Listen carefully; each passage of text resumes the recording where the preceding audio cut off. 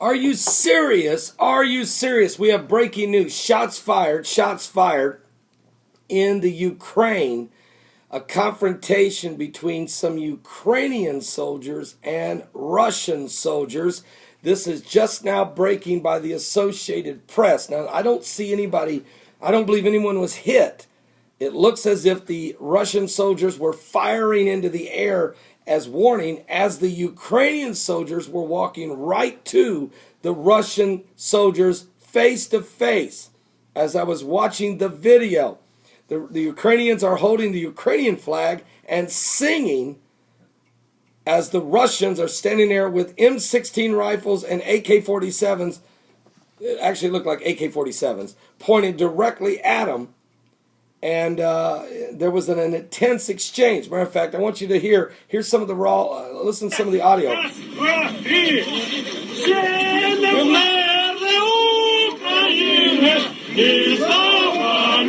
The Ukrainians are...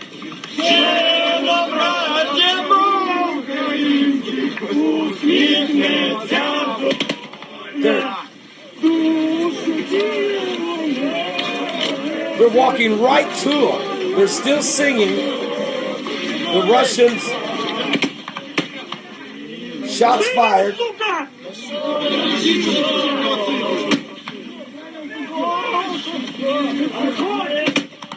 Shots fired. I see 4 Russian soldiers. Man, he shot right over their heads. He shot right over their heads. I'm looking the guy right in the eye. The Russian shot right over their heads. What's happening here is looks like about 40 Ukrainians maybe walking down a road with their Ukrainian flag.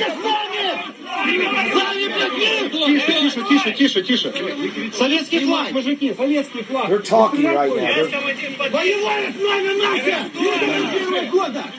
Wow.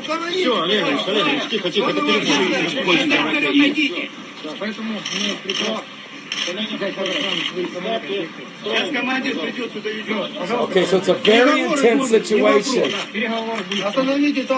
Very intense situation. What happens is 20 to 40, I can't really tell, Ukrainian soldiers carrying a Ukrainian flag, and one of their officers walking ahead of them, right down the road, right toward what looks like 4, maybe 5, half a dozen Russian soldiers, and the Russians have a armored vehicle sitting on the road with a machine gun on the top.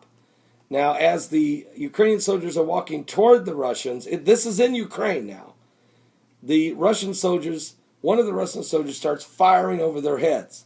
And then he points directly at them and shoots right over their heads. And they kept singing and kept marching. So it's starting to get intense. This is what I was afraid it would happen. That the Ukrainians would start to say, hey, look, this is our country. What are you doing here? And that who's really in control of this Ukrainian government? I mean, really. Part of its Ukrainian Navy is already surrendered. It's an interim government. They're broke, busted, disgusted. And the Russians standing around have already taken over their airport, taken over one of their military bases, taken over part of their Navy, and got 2 of their warships trapped there in the port, surrounded by 4 Russian warships, and they can't get out. So this situation is starting to escalate. Now, there's 2 other reports I've already covered. There's an oil refinery. The largest oil refinery in all of Europe is ablaze right now in Russia. Who did that? Was that an internal act of sabotage? Was that some type of terrorist